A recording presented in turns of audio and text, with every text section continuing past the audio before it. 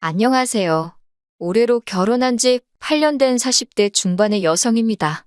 남편과는 여행을 하다 만났는데 당시 남편은 소매치기를 당해 오도 가도 못하는 상황이었어요. 그걸 제가 도와주면서 통성명을 하게 되었고 그게 인연이 되어 영화처럼 결혼까지 하게 되었네요. 이미 남편과 제가 만나기 시작했을 당시 남편이나 저 두 사람 다 나이가 많았습니다. 뿐만 아니라 구구절절 밝힐 수는 없지만 여러 가지 제약들이 있어서 남편과 오랜 고민 끝에 아이는 갖지 않기로 했지요. 이는 결혼 전 양가 부모님께도 알렸던 부분이라서 제가 이 일로 시댁과 부딪히게 될 거라고는 상상도 못했네요.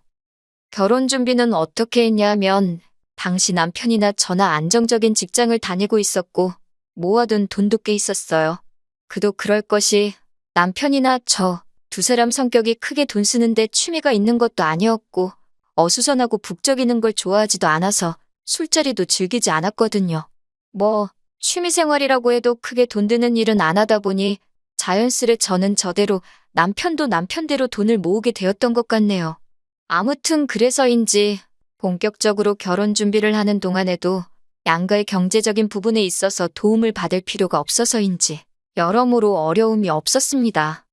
남편과 저 두 사람의 생활만 놓고 본다면 이 좋은 결혼을 왜 진작 안 했을까 싶을 만큼 알콩달콩 잘 지냈어요. 하지만 어머님이 뜬금없는 요구를 하시면서 남편에게 처음으로 싫은 소리를 하게 되었네요. 결혼한 지 1년쯤 되던 때였습니다. 하루는 어머님이 저와 데이트를 하고 싶으시다며 연락도 없이 저희 회사 앞으로 오셨더라고요.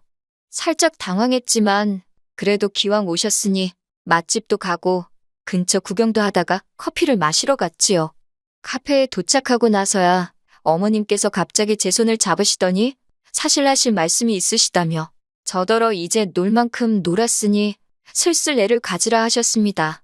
당신 아들, 그러니까 제 남편이 몇 대 손이고 어쩌고 하시면서 말이에요.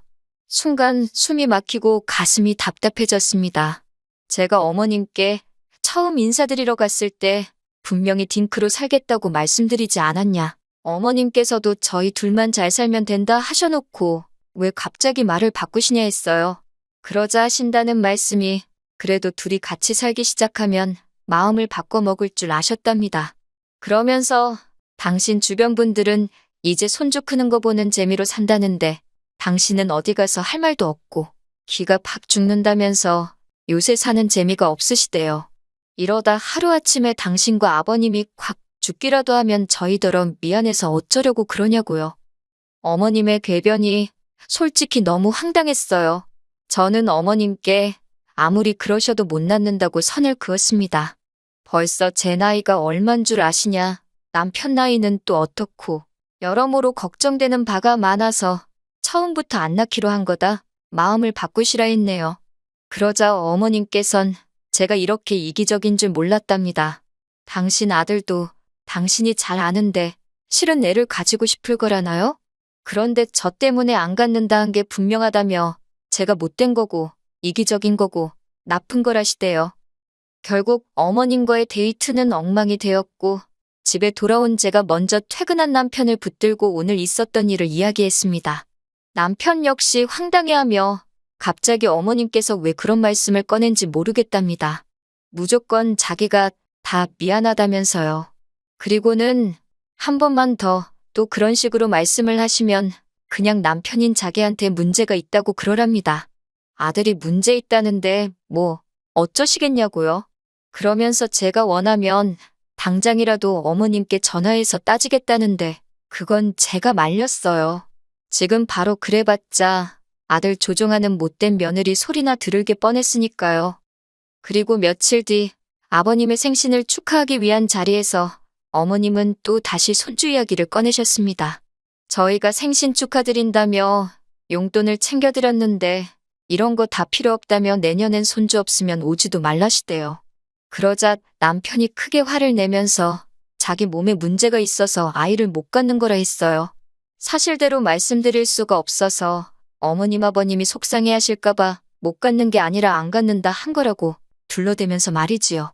이땐 어머님뿐만 아니라 아버님까지도 크게 충격을 받으신 눈치라서 괜히 제가 다 죄송해지더라고요. 그래도 덕분에 소희 어머님의 손주 타령은 멈춰졌습니다. 그리고 얼마 지나지 않아 집안에 생각지도 못한 소식이 들려왔어요. 신우가 시집을 가겠다며 남자를 데리고 왔거든요. 문제는 이걸 문제라고 하는 게 맞나 싶긴 한데 신우는 저희 남편보다 12살이 어린 동생이에요. 다시 말하자면 시집 가겠다 하던 당시 신우 나이가 25인가 26인가 그랬거든요. 근데 이제 막 전역했다는 23살 먹은 남자를 데려왔으니 시부모님께선 절대 결혼 허락은 못 해준다며 크게 반대를 하셨습니다. 비단 남자가 연하라서 그런 건 아니었고 조건 자체가 마음에 안 든다고요. 며느리로서 이런 말을 해도 될지는 모르겠지만 솔직히 저희 시댁도 크게 내세울 게 있는 건 아니에요. 그나마 저희 남편 하나만 소위 개천에서 나온 용이라고 해야 하나? 그래도 뭐 딸 가진 부모 마음이 그렇잖아요. 좀 더 괜찮은 남자를 만나서 편하게 살았으면 하는 거요. 그런데 신우가 데려온 남자는 시부모님 눈에는 그럴 만한 깜냥이 안 돼 보였던 모양입니다. 하지만 아무리 반대하면 뭐 하겠어요. 둘이 좋아 죽으니 결국 별 수가 없더라고요. 신우가 단식투쟁까지 시작하자 어머님 아버님께서 신우의 결혼을 허락하셨습니다. 그런데 어이없게도 신우의 결혼 이야기가 진행되고 얼마 되지 않았을 때 저희를 부르시더니 돈 좀 보태달라 하시대요. 원래부터 축의금을 500 정도는 생각하고 있었는데 어머님이 대놓고 돈을 보태라시니 처음엔 한 몇백, 진짜 많아야 1000만 원 정도 말씀하시나 했지요. 그런데 뒤이어 말씀하시길 애들 신혼집을 구해주면 안 되겠냐입니다. 까놓고 말해서 어디 돈 맡겨놓으셨냐는 소리가 튀어나올 지경이었어요. 하지만 결론부터 말하자면 남편이 자기 명의로 오피스텔 전세를 구해줬습니다. 대출이자 안 내도 되고 월세 안 내면서 사는 게 어디냐고 고마운 줄 알고 착실하게 돈 모아서 나가라고 하면서요. 전 솔직히 이런 남편의 생각에 찬성은 아니었어요. 남이 보기엔 돈도 남편이 번 돈이었고 어찌됐건 신우에게 꽁으로 돈을 준 건 아니니 뭐가 문제냐 싶을 수도 있지만 가족이고 친구고 경제적인 걸로 얽혀서 좋을 게 없잖아요. 하지만 남편이 그래도 자기가 장남이자 오빠니까 이해해달라대요. 그리고 신우는 얼마 지나지 않아 쌍둥이를 임신, 출산했습니다. 어머님 아버님께선 왔다 갔다 1시간이 넘는 거리를 오가시며 신우 애들을 봐주시기 시작하셨는데 제가 아는 한 이는 몇 년 동안 계속되었어요. 어머님께서 고생을 정말 많이 하셨지요. 게다가 이건 뭐 솔직히 제가 간섭할 문제는 아닐 수도 있지만 그 긴 세월 동안 신우가 어머님께 얼마씩 챙겨드린 것 같지도 않더라고요. 언젠가 한번 어머님께서 이모님한테 지들 밥벌이라도 하고 살면 소원이 없겠다고 하소연하시는 걸 들은 적이 있었거든요. 한편 저희 부부는 신우 부부에 비하면 저희 입으로 말하기 그렇지만 자식 노릇, 자식 돌이 제법 하고 살았습니다. 신혼애에 비하면 받은 건 일절 없었지만 그래도 할도리는 하고 사는 게 맞다 싶었으니까요.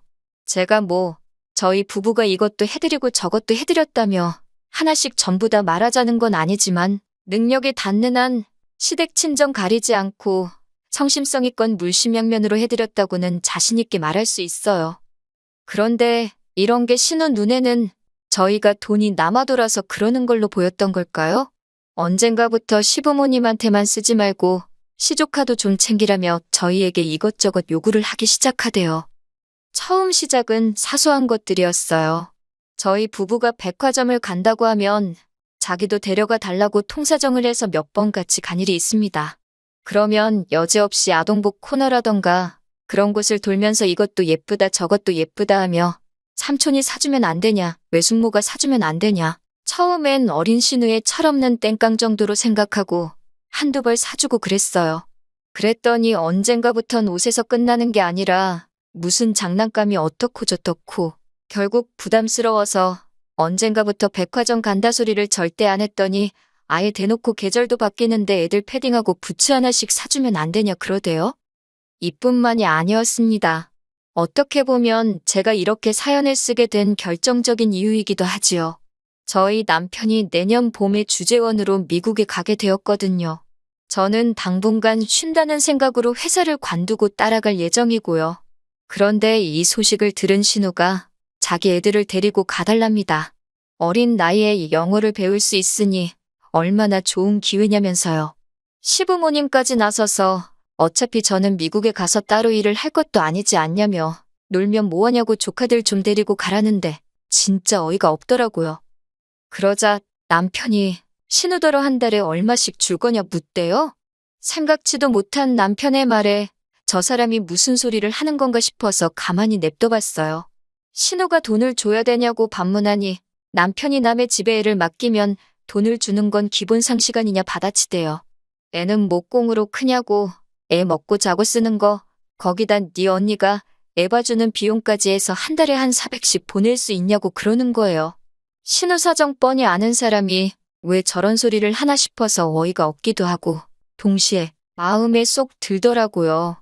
우리 남편 잘한다. 마음속으로 응원을 했다니까요. 그랬더니 어머님께서 남편더러 지정신이냐고 화를 내셨습니다. 어차피 너네는 애도 없으면서 돈 쓸 데가 어디 있다고 어린 여동생한테 돈을 달라 소리를 하냐고요. 그러면서 하시는 말씀이 그렇게 돈 모아서 죽을 때 머리에 지고 갈 거냐고. 그런데 신우가 하는 말이 더 가관이에요. 저희를 보면서 오빠랑 언니 죽으면 어차피 그 재산 다 쌍둥이 거 되는 거 모르냐입니다. 그러니까 그 돈 조금 일찍 준다 생각하고 데리고 가달래요. 정 귀찮아서 안 되겠으면 애들 좀 크면 해외로 유학을 보내줄 거냐입니다. 제가 신우더러 제가 애를 안 낳는 게 신우네 애들 케어해 주려고 안 낳은 거냐 따졌습니다. 쌍둥이를 어떻게 키우건 뭐를 해주건 나는 관심이 일절 없다고 아가씨가 알아서 해주라고 사부쳤고요.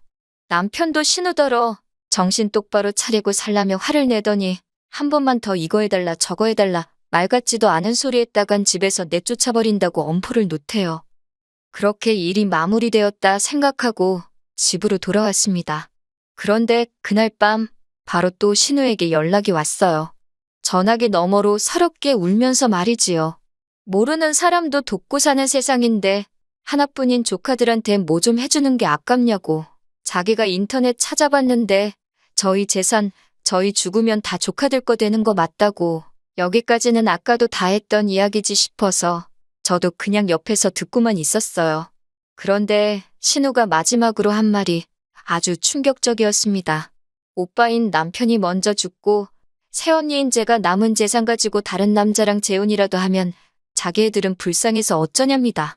사람 일은 모르는 거라며 그러니까 새언니가 반대하는 거 다 안다면서 새언니인 저 모르게 자기하고 쌍둥이 좀 챙겨달라나요? 자기는 믿을 사람이 오빠밖에 없다면서 기가 차고 코가 차서 남편을 쳐다보니 남편도 당장 터질 듯이 얼굴이 벌개져 있더라고요. 그러더니 전화기에다 대고 야, 이 미친 X라고 욕을 하더라고요. 이후로도 정신 나간 X야 뭐야 하면서 너 왜 이렇게 됐냐고. 이따위 생각이면 2번 다시 연락하지 말라대요. 족하고 나발이고 니 때문에 꼴도 보기 싫다며 사는 오피스텔도 당장 팔아버릴 거니까 이사갈 각오나 하고 있으라며 저는 저희 남편이 그 정도로 화를 내는 걸 그때 처음 봤네요.